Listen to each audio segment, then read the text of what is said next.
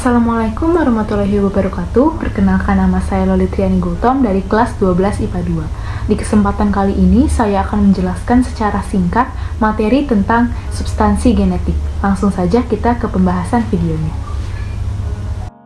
Substansi genetika adalah materi yang menjelaskan konsep gen, DNA, dan kromosom, serta menjelaskan hubungan gen atau DNA, RNA, polipeptida, dan proses sintesis protein.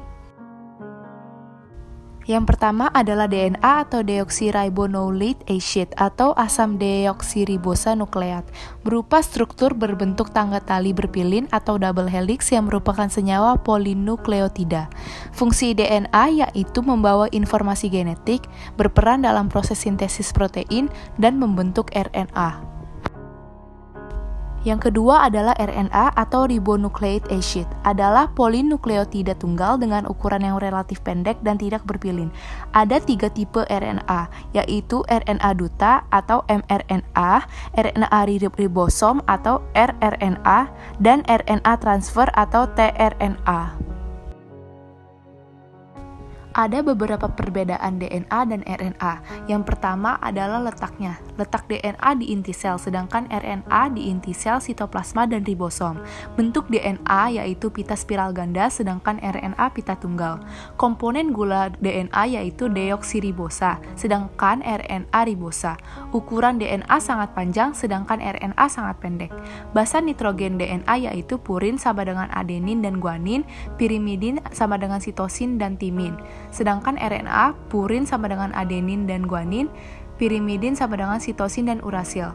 Kadar DNA tidak dipengaruhi oleh kecepatan sintesis protein, sedangkan RNA berubah-ubah menurut kecepatan sintesis protein.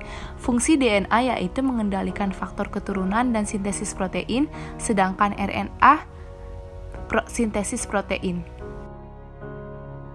Yang ketiga ada gen. Gen merupakan satuan terkecil substansi genetik. Gen terletak pada kromosom secara teratur dalam satu deretan.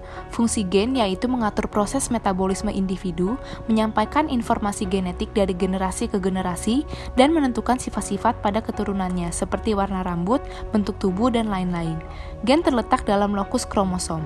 Gen-gen yang terletak pada lokus yang bersesuaian pada pasangan kromosom, homolog, disebut alel.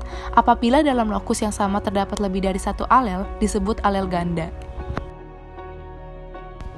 Yang keempat ada kromosom. Kromosom merupakan struktur yang sangat kecil tersusun atas benang-benang kromatin yang mudah menyerap warna.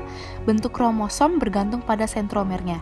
Berdasarkan letak sentromernya, kromosom dibedakan menjadi 4 macam, yaitu metasentrik, submetasentrik, akrosentrik, telosentrik. Jenis kromosom ada 2, yaitu autosom dan gonosom. Bagian-bagian kromosom bisa kita lihat di bawah ini. Yang pertama ada kromatid, yang kedua ada sentrometer, yang ketiga ada lengan pendek, dan yang terakhir adalah lengan panjang.